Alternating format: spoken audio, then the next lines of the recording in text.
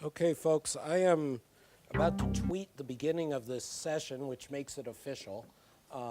That's a sarcastic comment, sorry. It is my great pleasure to be talking to at Martin Wolf, the world's most distinguished economic journalist, and a hell of a lot more than that. I am honored and personally pleased to get this opportunity. We only have a half hour, so I'm not going to list Martin's 92 books and 72 honorary degrees, but I will start right in because I know the Martin groupies are here to hear him talk. Let me ease into our depth, into our dive into your psyche by starting with substance. We heard President Obama last night say that the U.S. economy is healed. Have we really solved the fundamental things that started the crisis, not just in the U.S. but elsewhere? Are there issues outstanding that still trouble you? I think the answer given in my most recent book, and I'm sure that's really why you're all here, The Shifts and the Shocks, is the answer to the question is no. And I'll state this in two ways, two aspects, very, very briefly. It was my view that, and I'm certainly not the only person who had this view, but I had the view that the crisis was caused in substantial measure by the need, as it was perceived by the major central banks, particularly the Federal Reserve, to run really very accommodating monetary policies in the long period running up to the crisis in response to significant global shortfalls in demand. And those were generated in a number of different ways, both internal to our economies and globally. And it seems to me those underlying conditions clearly haven't gone. And one indicator of that is that even now, in what is supposed to be a period of healing, the Fed is still pursuing, by any normal standards, fantastically accommodating monetary policy. And the second, and I'm particularly concerned in that regard, by the way, that one aspect of that, the desire of everybody else, almost all other countries, to balance their economies by having a huge export surplus with the US, is returning. We can see that returning now. Just look at everybody is really congratulating themselves on collapsing their currency against the dollar. So that's the first point. And the second point is that those monetary policies interacted with a very fragile, liberalizing, very innovative and very unstable financial system to create a monstrous financial crisis. And while there have been some improvements in the financial sector, it still seems to me in many respects extremely fragile, and in some respects possibly even more fragile than it was before the crisis began. I don't want to lose that because, of course, not just your writing, but your service on the Banking Commission in the UK, you have a lot to say on that issue.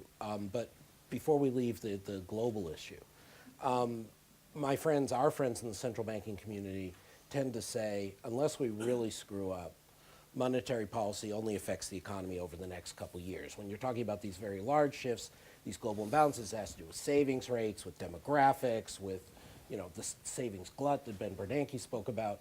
You're putting the blame, it sounds like, primarily on monetary policy choices.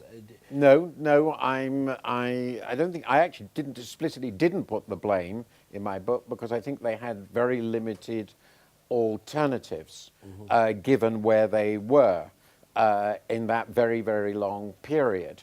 They had obligations to maintain inflation at a certain level, which meant maintaining demand at a certain level in their economies.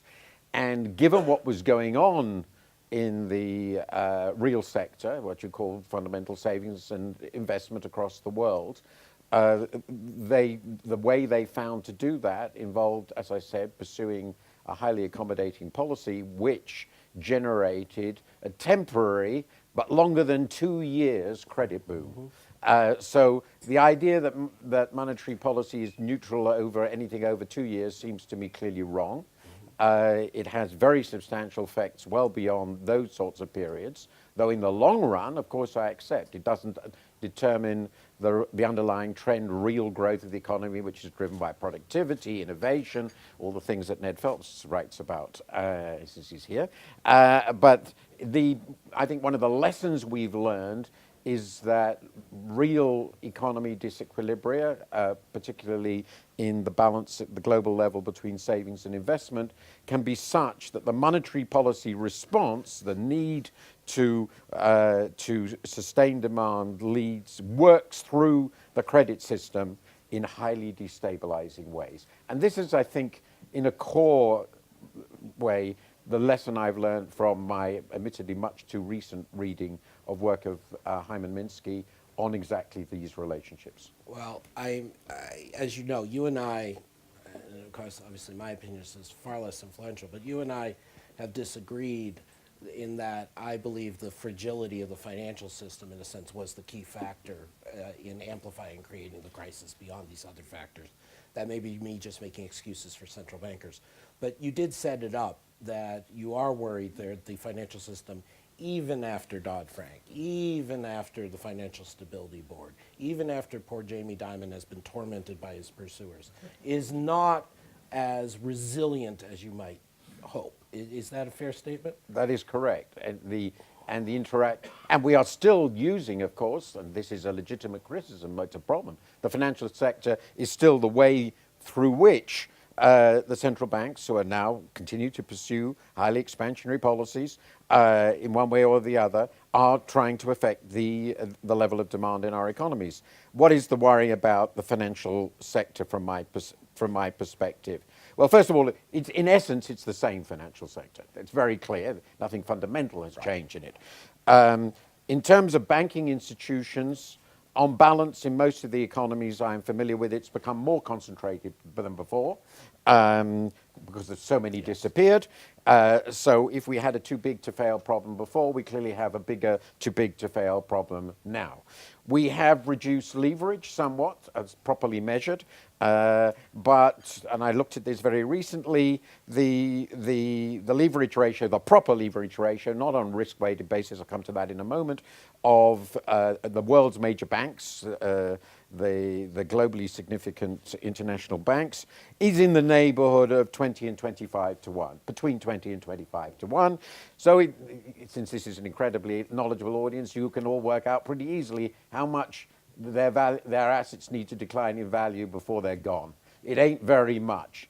And that cause I constantly remind people that the shock, the objective shock that caused such an enormous turmoil in 2007 and 8 was really quite a small one. Right. I mean, it was just losses related to property, particularly in the US, not a huge global event. We could imagine much bigger ones.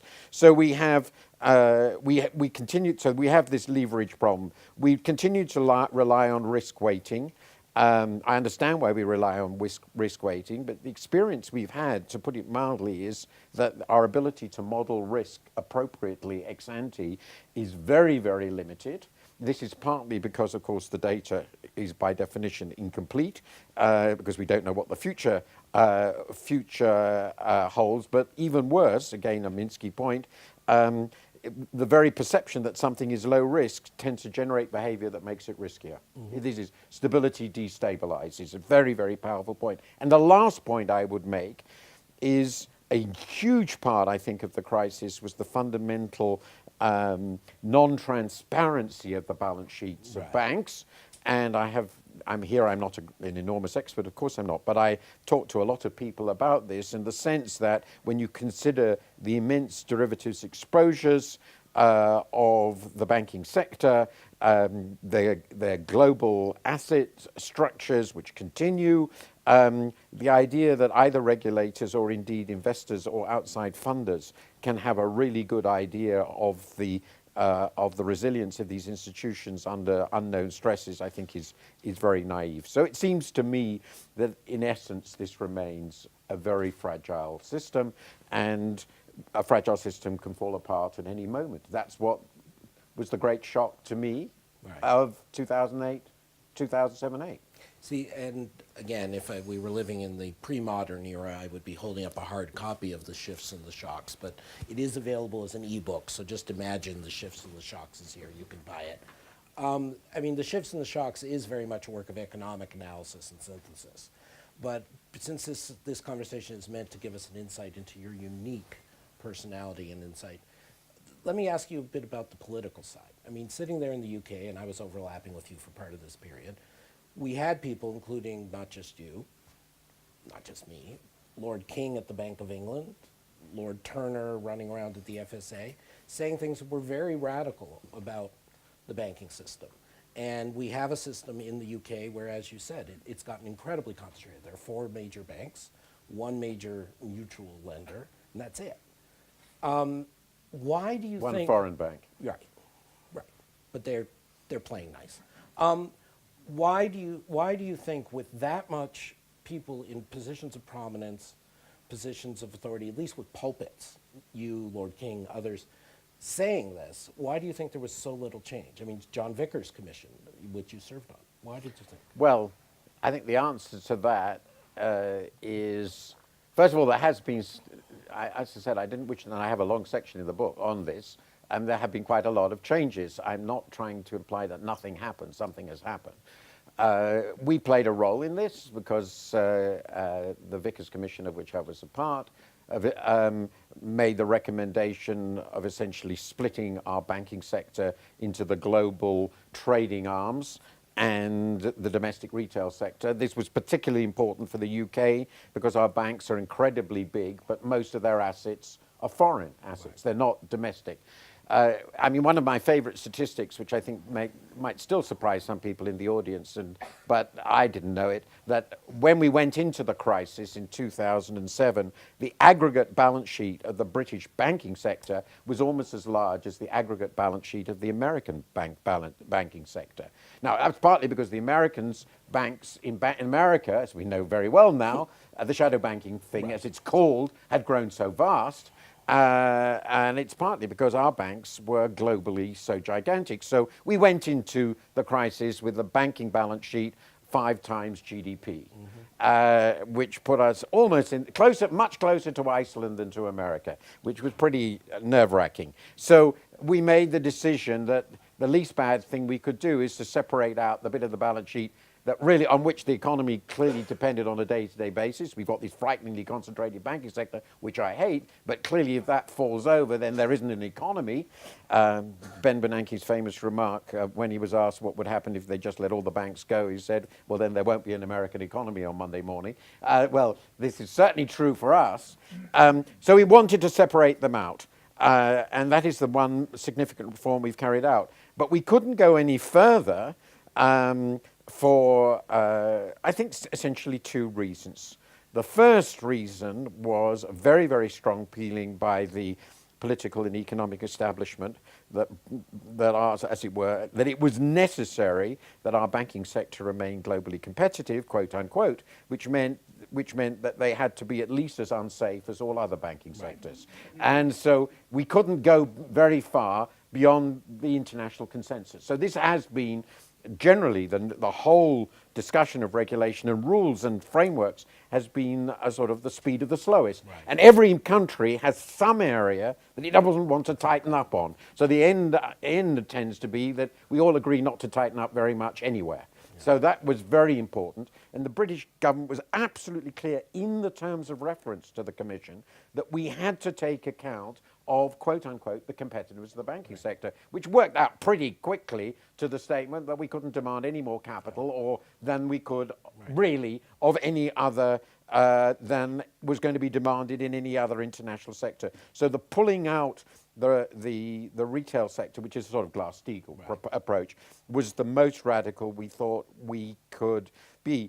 This feeling that here you've got this incredibly important, unbelievably important global industry, and each country is very concerned to preserve the competitiveness of its bit of it against everybody else, which meant, as I said, allowing them all to operate at least as unsafe as one another, which of course has been again used. You mentioned a very distinguished American banker, I won't mention his name, but he has not infrequently argued that some regulation that the Americans are threatening to impose upon the American banks is quote unquote un-American because it will put them at some notional disadvantage to some continental entity which might be on the very edge of disaster. So that is the answer to what happened. No, it's very helpful, but I mean, I just want to underline a couple things from what you said. I mean, because obviously on this point I completely agree with you. I gave a speech while at the Bank of England complaining about the fetish of banking national champions. I compared it to rice in Japan and cars in Germany. It's just UK's national fetish. But the thing I want you to consider that you said that's very interesting is the UK establishment was against this. Now, this is therefore an establishment that somehow didn't include the chief commentator at the Financial Times or the governor of the Bank of England, and yet the establishment was against this. And so it's interesting as we sit here at Davos and think about ideas to figure out who the true establishment is. But I think there's also a substantive point that I want to pursue with you. One of the big arguments right now is over this shadow banking issue. And there are some regulators, and I think they have a point, who say, actually, this is kind of what we wanted. We wanted to make the banking system smaller versus the rest of the economy. We wanted the explicitly insured sector to be less the risky part. And I'm going to oversimplify, but one could argue that part of the reason the US did better than the UK was because it may have been the same amount of credit boom, but it actually wasn't all in the banking system. It wasn't all in just a few banks. And so, you know, in your comment, you sort of seem to elide that and say credit, and this is also a Minsky point, the credit booms are credit booms are bad. But actually, maybe it matters a great deal, the structure of the financial system. I mean, how do you feel about that? Yeah, I think it does. And there we've got some very interesting trade-offs. I think the US problem, looking back on it, was, my sense, is that having this large, quote-unquote, let's leave aside the fact that there was a hell of a lot, let's be very, very clear, which I think was more or less uniquely American, not entirely, of straightforward fraud going on. Absolutely. So leave that aside. In this crisis, I don't mean uniquely American. I mean, the subprime story doesn't have a British equivalent to the same fault. That little bit in Iceland, but I mean, not on the. So there's a special feature of what happened in the shadow banking. But in and of itself, the great advantage of the shadow banking structure is a lot of it could collapse. The difficulty it had presented, and this is a really big issue here, which is obvious, logical. There wasn't a clean distinction between the two. So a hell of a lot of stuff that turned out to be very, very problematic, which was, as it were, shadowy. I mean, sieves, conduits, and all the rest of it, which were attached to major banking institutions, either actual retail banks, bank holding companies, or bank holding companies which essentially were broker-dealers, and therefore were systemically significant, were also deeply invested in and connected to the so-called shadow system. Now, I think it's very, and that also arose in another aspect of it, the link between the mutual funds and all this. So one of your problems is, okay, you've got this core banking sector in the US, which it's clear you really care about. You're not going to let collapse completely. You have relatively efficient resolution procedures. That's also was another big plus the US had. Nobody else, we had no resolution procedures at all. So that is a big improvement, by the way, or at least it's an improvement. How big, I don't know, but it's an improvement. But when it came to the breakdown, the US problem was that it was really difficult to separate the shadowy stuff with the non-shadowy, the core stuff. So the poor old Fed basically had to go out in a way that really no other central bank, and it was shoring up everything everywhere. I mean, and you got into this really weird situation, which I like to joke about, which was that the whole housing finance system ended up being completely incorporated within the Fed, effectively, which nobody else had to do to the same degree. So that was the American problem.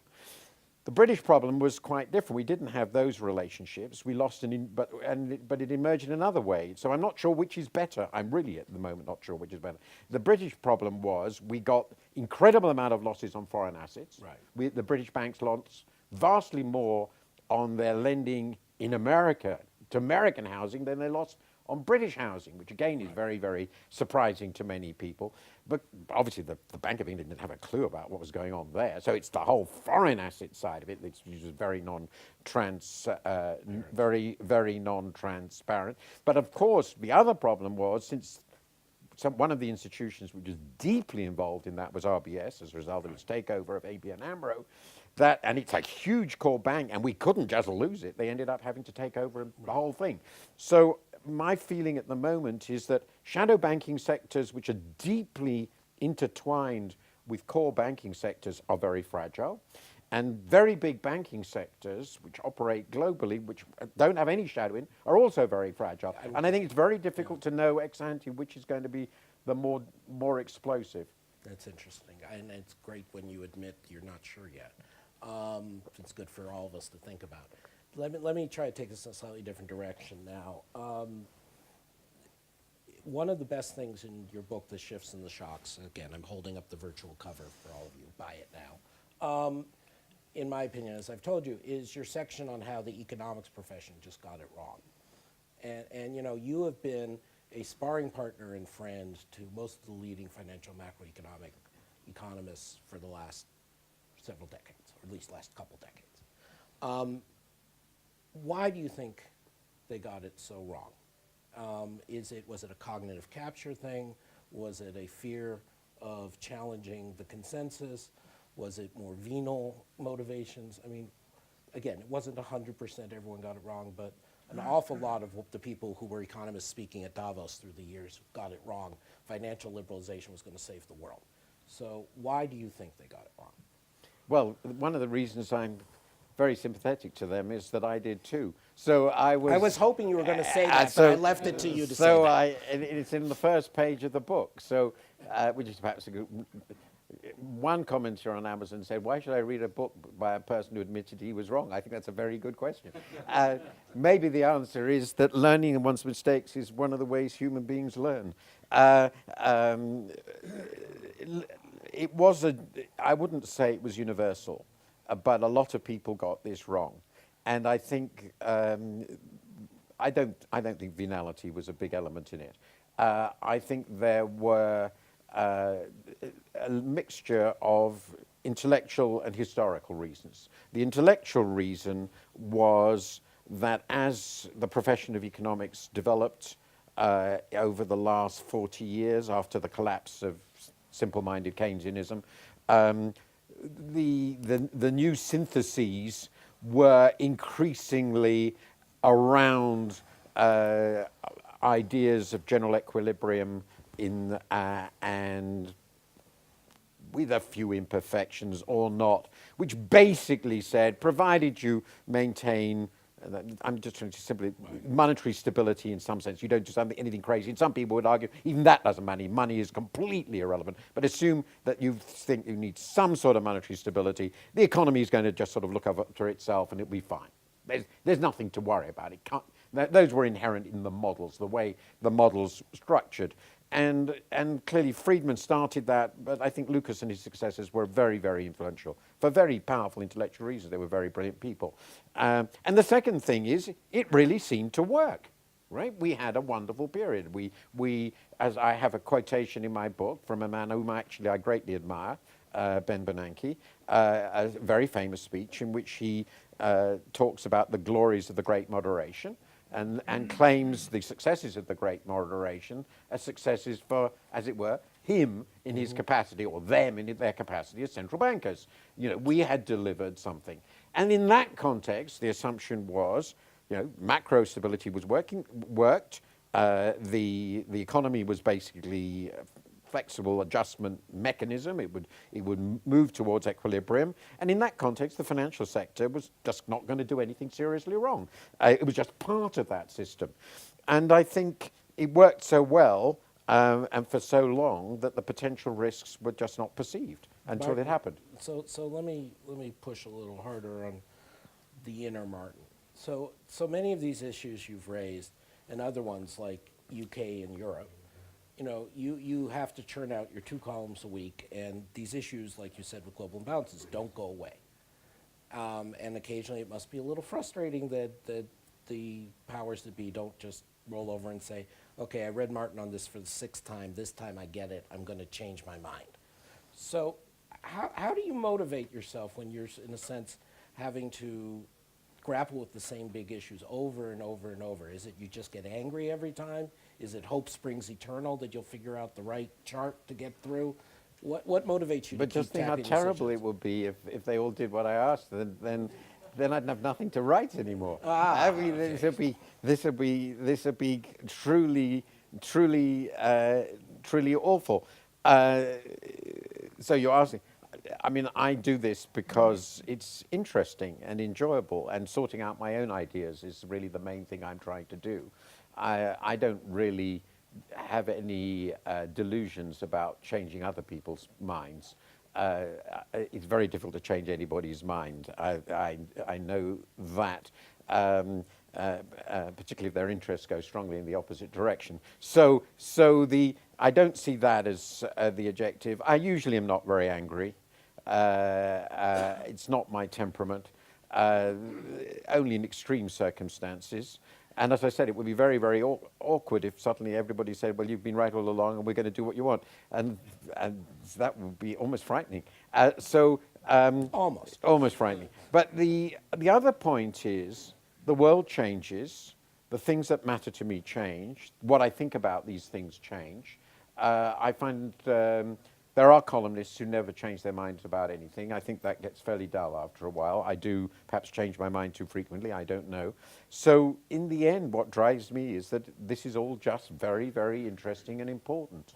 And so having the opportunity to write for a paper like mine about things that seem to me interesting and important, and even to be paid a little for it, just an unbelievable privilege. That's how I feel about it. I've had an unbelievable privilege to take you through this conversation, as I think the people in this room have. Let me throw you one last, in American terms, I hope softball, but an interesting one. One of the things which you've been noted for, and your paper's been noted for, is you're sort of the love-hate object of the Euro area. You know, they want to be covered in the FT. They view you as the global voice on Europe.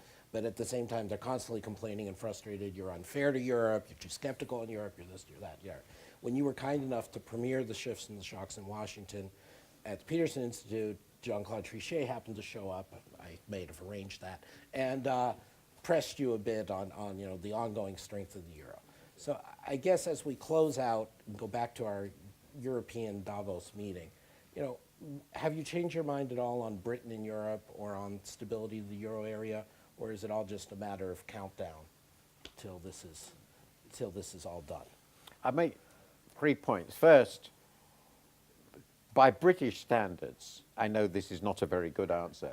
The FT is a wildly pro-European paper. I understand. And we are criticized for it Yes. fiercely all the time. And John Boehner's an environmentalist by American standards. It's okay, fine. No, I wouldn't get that's a slightly unfair comparison. And we remain very strongly pro membership of the EU, I think, as a paper, and I certainly do. We have changed our position on British membership of the Euro. We had a long period when the FT argued very strongly for British membership of the Euro, and I mostly thought we were wrong. So one of the great privileges of writing at the FT is that I'm allowed to write columns which are absolutely against the op-ed, the editorial line for years, and everybody's very nice about it. Doesn't happen at the Journal, in case you hadn't noticed. So we've had that balance. Vis-a-vis, that's a sort of second point, and we will remain there. We are very strongly membership. But we do have an Anglo view, there's no doubt, we do. On the comments we've made about the euro, I think I've tried to strike a balance, but it might not be seen as that, between what I think of as the views of the North and the South, as it were. And I think that's what the paper has tried to do, because I think there is an element of truth in the views of both. So I've even written some columns, I can cite them actually, in which I've been rather sympathetic to the German position, and then sometimes rather less so. But we have probably balanced somewhat against the northern position, because it's the dominant one. It's the overwhelmingly dominant one in practice. And it seems to me somebody has to argue against it. And because of who we are and where we are, we can do that. So I regard it as in the context of what we've done within the euro as being, or about the euro issue, as sort of being, in a way, what we would call in Britain the loyal opposition. We want, and this is very true in a very important way, which is, though I'm not sure where this project will end up, I have no idea at all, but my view has always consistently been that it would be far better if it were made a success than not. We have not called for breakup, as many have outside the Eurozone, and we want to make it work. And we actually, the only reason I've written the columns I've written, including the one this morning, is that I fear that this is not a stable situation we're in now. And the stability is because, the concern I have is that it seems to me the strategies are now being pursued are ones that put inordinate stress on an unbelievably important but at the same time fragile structure.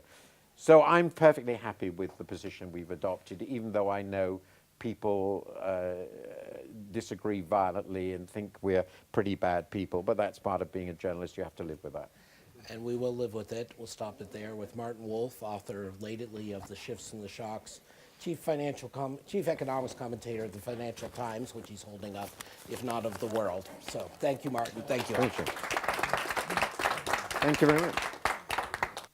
We heard President Obama last night say that the U.S. economy is healed. Have we really solved the fundamental things that started the crisis, not just in the U.S., but elsewhere? Are there issues outstanding that still trouble you? I think the answer given in my most recent book, and I'm sure that's really why you're all here, The Shifts and the Shocks, is the answer to the question is no. I'll state this in two ways, two aspects, very, very briefly. It was my view that, and I'm certainly not the only person who had this view, but I had the view that the crisis was caused in substantial measure by the need as... Okay, folks, I am about to tweet the beginning of this session, which makes it official. That's a sarcastic comment, sorry. It is my great pleasure to be talking to @Martin Wolf, the world's most distinguished economic journalist, and a hell of a lot more than that. I am honored and personally pleased to get this opportunity. We only have a half hour, so I'm not going to list Martin's 92 books and 72 honorary degrees, but I will start right in because I know the Martin groupies are here to hear him talk. Let me ease into our dive into your psyche by starting with substance. It was perceived by the major central banks, particularly the Federal Reserve, to run really very accommodating monetary policies in the long period running up to the crisis in response to significant global shortfalls in demand. And those were generated in a number of different ways, both internal to our economies and globally. And it seems to me those underlying conditions clearly haven't gone. And one indicator of that is that even now, in what is supposed to be a period of healing, the Fed is still pursuing, by any normal standards, fantastically accommodating monetary policy. And the second, and I'm particularly concerned in that regard, by the way, that one aspect of that, the desire of everybody else, almost all other countries, to balance their economies by having a huge export surplus with the US, is returning. We can see that returning now. Just look at everybody is really congratulating themselves on collapsing their currency against the dollar. So that's the first point. And the second point is that those monetary policies interacted with a very fragile, liberalizing, very innovative and very unstable financial system. to create a monstrous financial crisis. And while there have been some improvements in the financial sector, it still seems to me, in many respects, extremely fragile, and in some respects, possibly even more fragile than it was before the crisis began. I don't want to lose that because, of course, not just your writing, but your service on the Banking Commission in the UK, you have a lot to say on that issue.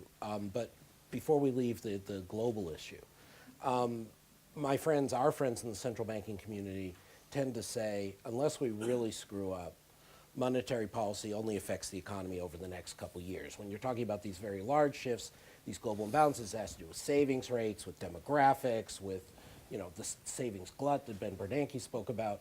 You're putting the blame, it sounds like, primarily on monetary policy choices. No, I don't think, I actually explicitly didn't put the blame in my book because I think they had very limited alternatives given where they were in that very, very long period. They had obligations to maintain inflation at a certain level, which meant maintaining demand at a certain level in their economies. And given what